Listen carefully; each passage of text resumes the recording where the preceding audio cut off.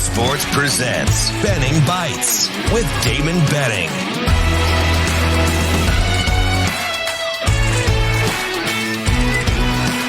Benning Bites with Damon Benning. Another episode of Benning Bites.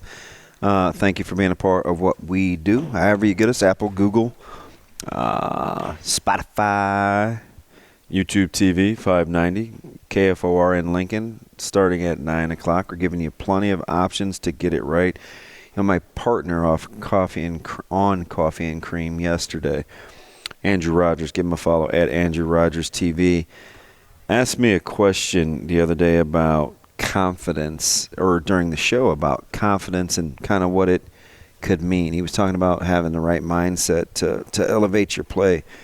I thought it was interesting because, you know, Coach Rhule said some things and has said some things about the offensive line that I think we've kind of taken a step back. We're like, oh, okay, right? Remember early on, a couple pressers in, and he said, I don't subscribe to that narrative, right? We're going to be a good offensive line. And part of that is calling plays and playing to people's strengths and things like that, right? And we kind of just let that marinate for a second. And then he doubled down again a couple weeks ago about the offensive line playing the scrimmage. Hey, I thought we did some good things. The offensive line is really coming around. They won the day. Kind of piqued some interest. But then a couple of days ago, he takes it even one step further, right? We call that 3-betting if you're a card player. He says, you know, guys like Ethan Piper, Nori, Bryce Benhart. He says to Bryce Benhart, you know, I see an NFL caliber guy. I believe he's an NFL caliber guy. I believe he's an NFL talent. I believe he'll be in the NFL. Now the caveat is does he believe that? Do they believe that?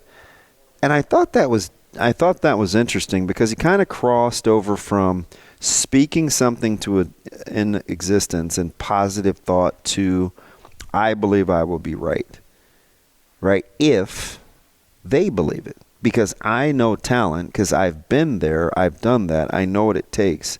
Do you believe it? I mean, that's pretty courageous. And you pit that against the fact that he's told us the truth since he's been here. He's done everything that he said he was going to do. It's almost crazy if you look at the checklist about what he was about. He hasn't lied yet. And so for him to say that, I think he crossed over kind of that leap of, hey, you know what? Like, I'm saying this because I support you, to I'm saying this because I support you and I believe it. I'm willing to be right and put it out there where you can hold it against me, and with the potential that I actually could be wrong, and you're saying later on, hey, wait a minute, you said, like, there's a difference between telling, you know, your 4-year-old, hey, you can be anything you want to, and kind of believing it, because you do believe that over time, but not having to be held accountable for it because it won't come up again for another 20 some odd years when, you know, she's got her career. And you're going to say, I told you could believe.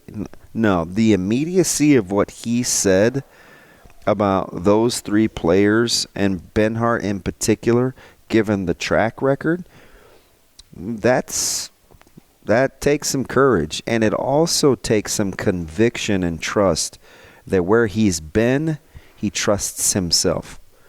And he's basically saying, hey, listen, you have to believe that. I cannot instill that belief in you. I can give you the training to get you to believe in yourself. But ultimately, that hurdle is crossed by you.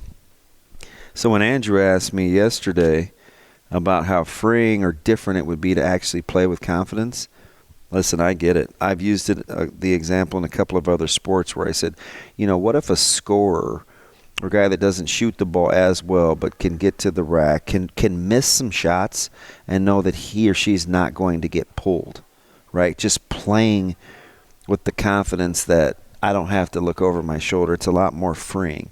I talked about guys that I played with that I felt like were supremely confident. Mike Minner, Mike Brown, Baron Miles, Zach Wiegert. Tommy Frazier. Those were guys that were very, very talented, but the common thing is they were supremely confident. Now, you can't manufacture confidence. It has to come from some sort of successive steps, although I do believe that you are built with an innate belief factor that is enhanced by having success. So at what point does that success need to happen? I don't know. Will it be a game with no missed block? I don't know really when you cross over into that, hey, yeah, I believe. This is what I'm capable of being. But it needs to start earlier rather than later for real long-term success. So we'll see where that's going to happen with this football team. I thought it was interesting, though, that he was willing to kind of put his neck out on the line and be able to be held accountable and kind of own it. But if he's right, he's going to look like a genius. And if he's wrong, we're going to be like, oh, man, you told us. And that's okay because that happens. But the ability to say it out loud, I think, is a big thing, and believe it. That's the next level stuff, and it's what you've gotten from Coach Rhule. Make sure you continue to be a part of what we're doing. It's about as important as it gets. We need you as part of the family. It's another episode of Benning Bites.